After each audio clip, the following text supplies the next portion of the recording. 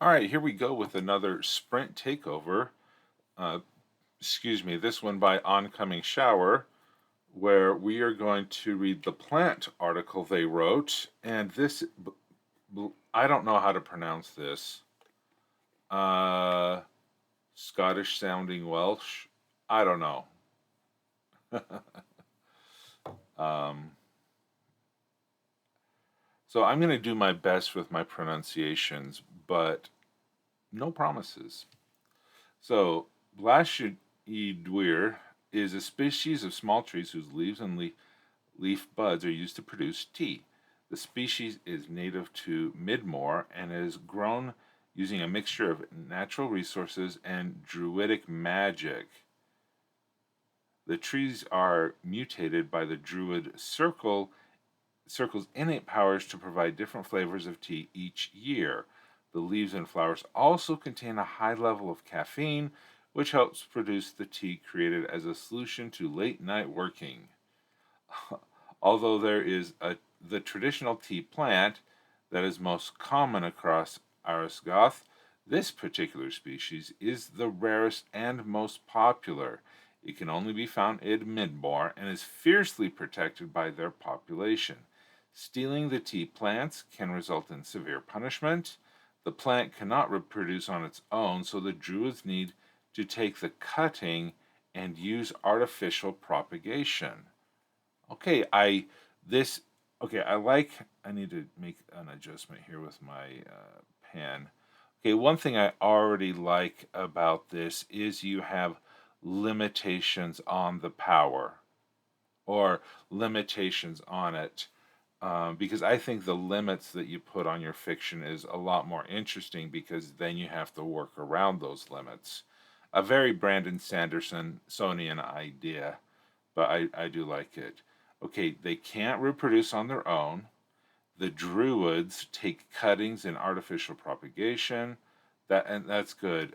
It's special to a very specific part and much more expensive. Okay. I've always felt the name should be obvious. Why name something complicatedly? Okay. Uh, I know this is a quote, and this is probably how the person complicatedly is a mouthful.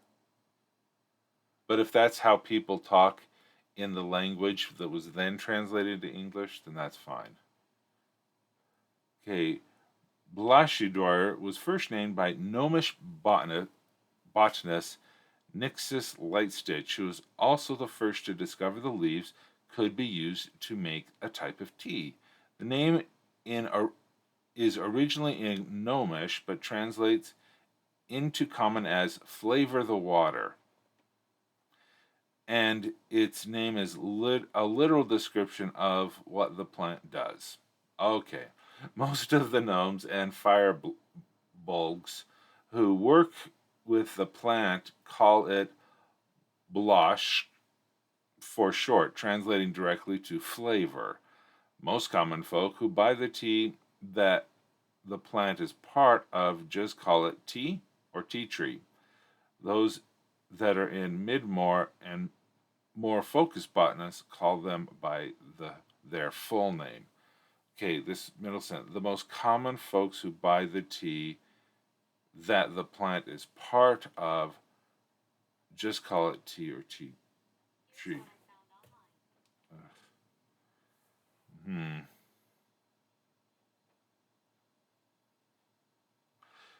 It, hmm. You may want to, put some commas in there and to tighten up that sentence because it's really long because it's still one idea. The common folk call it a tea tree. So you're following the rule as one idea per sentence, so that's good. It's just I'm I'm struggling. I struggled with that sentence. Could be me. Blawwch are evergreen, but their flowers blossom in a variety of colors that are cultivated each year. There is a normal there is a normal strain of these plants that grow tea that is purely natural in flavor. The plain strain has yellow-white flowers only that can only be indiscernible from regular tea plants by a practiced eye, specifically the druids that inhabit Midmore. The flowers from the mutated strains change dependent on flavor and are influenced by the magic that grows them. The most common colors tend to be from the brighter spectrum to be more obvious to insects to pollinate. To the okay. They grow to be no more than 1 meter high, but max max, but most are cut down at 50 centimeters tall or shorter. The flowers are harvested for their color to make dyes for the teas, and the leaves themselves are harvested to provide the flavoring. Okay. Uh, okay. So the flower petals provide color, but it's still the leaves of the plant that provide the tea. Okay. Just want to make sure on that. The lifespan of the trees are short, which is constant concern for the gnomes and firebolgs of Midmore. Despite their constant attention to keeping the plants safe and magically nurtured, there seems to be no visible way to extend their life expectancy. The plants will die the moment they reach the end of the 5th year with no obvious signs of why or how. The plants wither almost instantly on the first day of their 6th year before disintegrating into an ash-like substance on the 2nd day. Very interesting.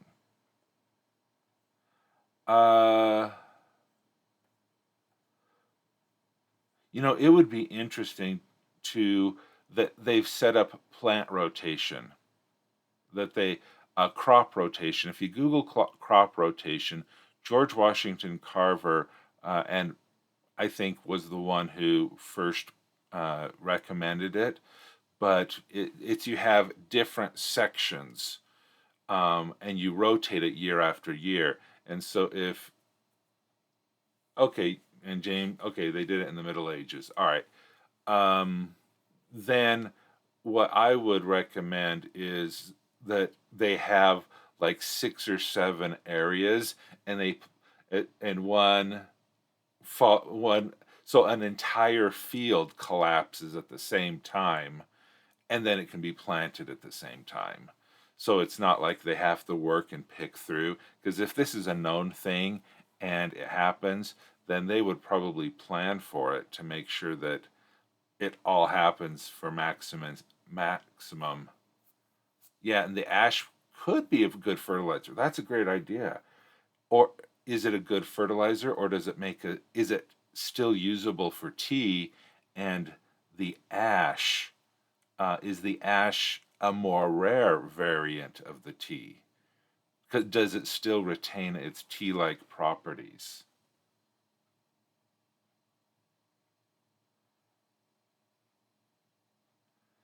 Okay, yeah, and they let that place of ground go fallow. Anyway, I'm not sure of the term. I believe it's fallow. But yeah, um, yes, you would want to plow the ash into the ground. Yeah, excellent questions in the chat there. Hey, Dazzlecat. Fast biodegrade bad for the other plants. That's true. Is the ash a herbicide, or is it a fertilizer? Okay, fallow.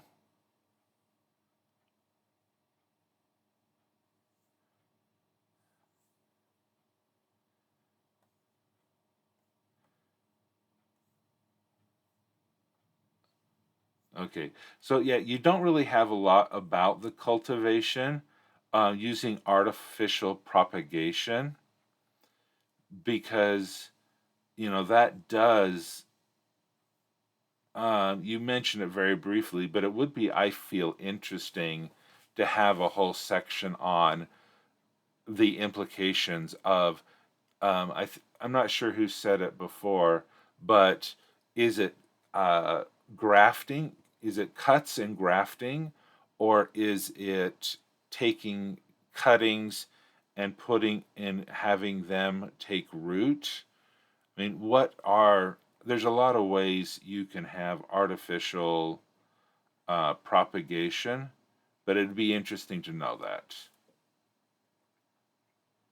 And then the whole rotation, the uses of the ash, the stuff like that.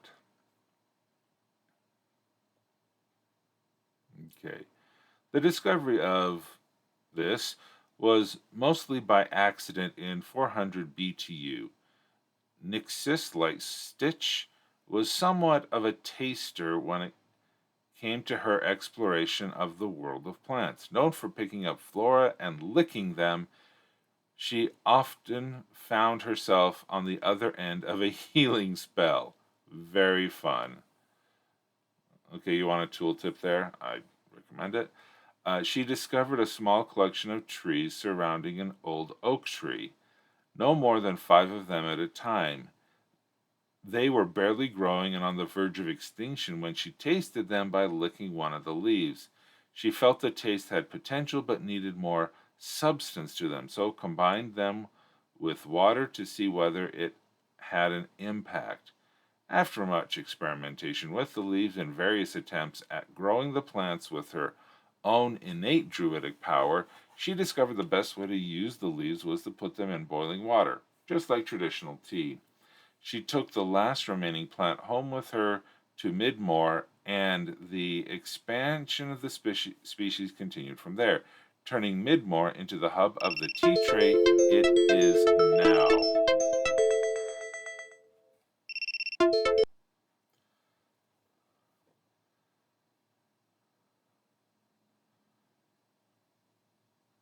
Okay, Dazzlecat, you just redeemed a sprint takeover. Do you have your own one that you want to do? Or,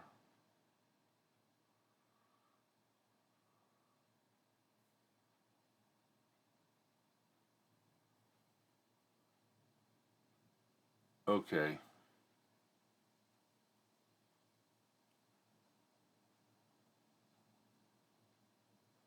Okay, so you do have a fiction. Okay, let me just hurry and go through this quickly. Okay, you have magical mutations, concerns.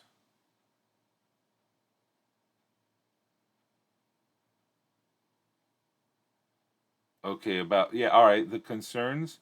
Um, I probably renamed this section for concerns to something else, like uh, because the blight that you're talking about, you could say whatever the plant form of a predator is, because prey species, predator, what could destroy the plant? Okay, the three the flavors, that is very good. Trading. Okay, that's good to know.